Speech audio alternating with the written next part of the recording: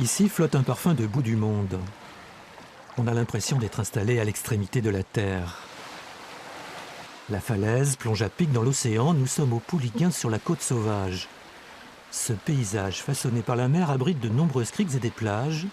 L'une d'entre elles porte un nom de rêve.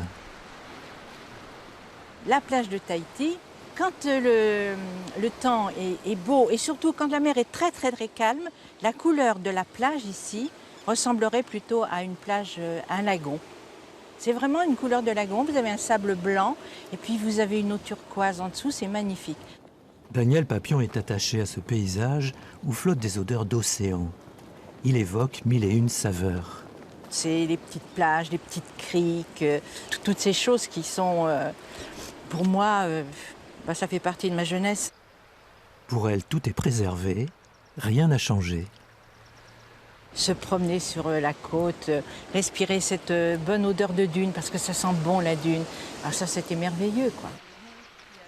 À quelques encablures de là, par le chemin des douaniers, les promeneurs peuvent rejoindre la grotte des Corrigans. Elle aurait été occupée par des lutins. Au fond de la grotte, il y avait une porte magique que seuls les Corrigans pouvaient ouvrir. Et lorsqu'on ouvrait cette porte magique, on était dans le domaine des Corrigans, et alors là, on était au milieu de tas d'argent, des tas d'or, des pierreries, enfin bref, le trésor des Corrigans, c'était quelque chose. Les Corrigans, ce sont les petits hommes un peu malins qui hantent les grottes, les forêts, les pièces d'eau. L'histoire vraie dit que les hommes auraient creusé cette grotte pour la galène, un mélange de plomb et d'argent.